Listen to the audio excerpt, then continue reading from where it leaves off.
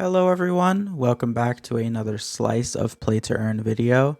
And in today's video, we're going to be discussing the new winter event monsters that were introduced in the, winter event. There are in total 3 new monsters and 1 boss introduced with the winter event. And these are the Snow Elemental, Ice Pool, and Cold One. And then we have 1 new boss, which is CruSanta.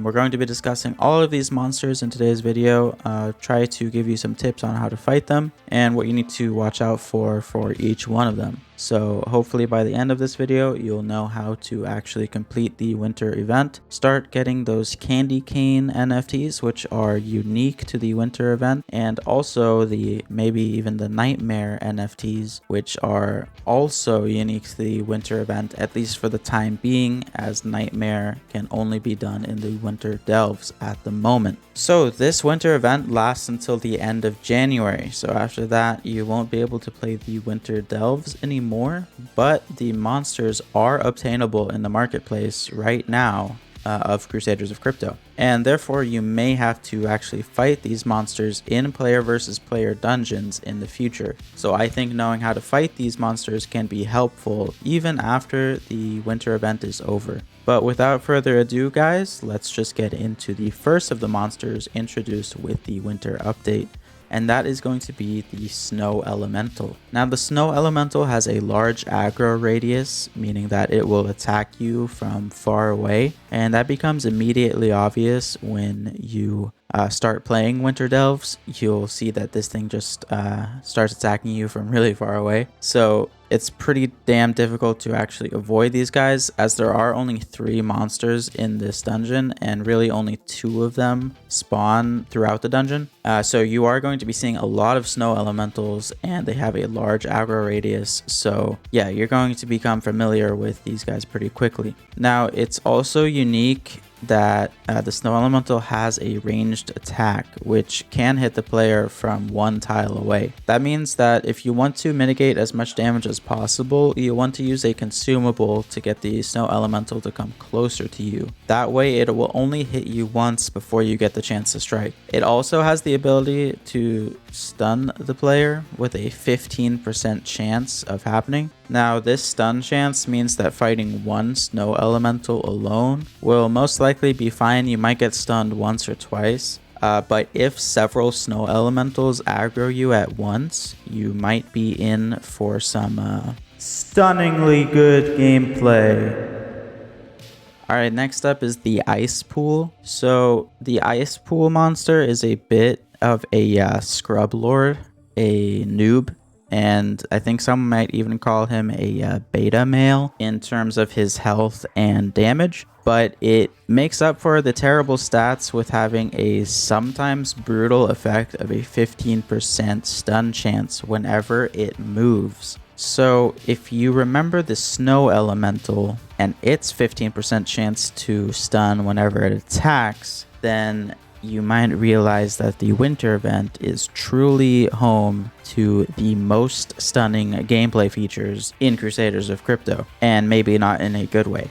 Now, the Ice Pool monster is also always paired with another enemy, so even though it has bad stats, its chance to stun you can always be at least a little bit deadly. If it's paired with 2 monsters, it can definitely wreck you, so watch out for that. And the last monster on the list is the Cold One monster. Hey, welcome to Cold Ones. This show fucking sucks. Now this absolute unit of a monster can be easily dealt with, but as with the Snow Elemental, facing several of them at once can prove to be very deadly. Let's just go kill people with guns. Now these guys hit like a truck, but only move every 2 turns. That means that if you can kite them, i.e. hitting them once, then backing away and hitting again, they won't actually be able to attack you. But you need to watch out, because after 20 turns of chasing you, the Cold One monster will enrage. What? Buy that! Pickle Rick! I've turned myself into a crack pipe Morty. Allowing them to attack and move every turn. This means that Cold Ones should be a high priority target, especially if there are multiple Cold Ones in a room. But remembering the stunningly good gameplay, of the Snow Elemental and Ice Pool's stun ability, having these three monsters paired against you can definitely be a deadly experience.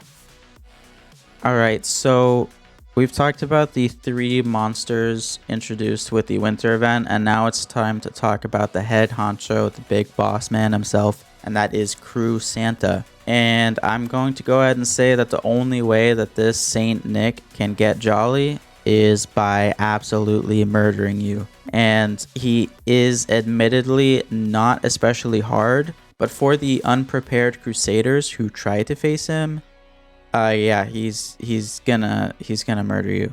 Yeah. So when you step foot into CruSanta's arena, I suggest you use a consumable to be able to hit him first, as he does spawn 5 tiles away from you. Now the fight plays out as a typical tank and spank encounter, that being he has a lot of life and does quite a bit of damage, but you just gotta be able to stick it out with him. But the thing with CruSanta is that you always have to be on your toes, because he does have the ability to turn off the lights and enable the longest night stage of the encounter. Now before he activates this ability, he will teleport away from the player, and at this point you must see where he teleported. You need to visualize him in your peripherals, you know what I'm saying? And you need to remember how to get to him, because the next turn after he teleports, longest night will begin. This will make your screen completely dark, but you are still able to move as usual.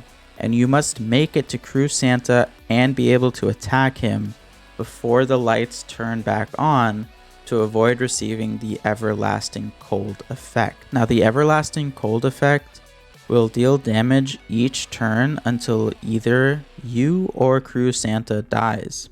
This Everlasting Cold effect can also stack, so if you don't manage to attack CruSanta in the longest night stage of this encounter multiple times, you are probably going to lose the fight, because it just gets harder and harder to actually out heal this damage over time. So other than the longest night and everlasting cold effects that CruSanta has, he just has a lot of life and also has pierce on his attacks, meaning that your defense giving NFTs will be all but useless against him. So this increases the viability of attack reducing NFTs, which include the Ribby Pet, Weakening Wand, and Siphoning Blade NFTs, as this will actually reduce the amount of damage that CruSanta does to you. So guys, those are the 4 new monsters added with the winter event in Crusaders of Crypto.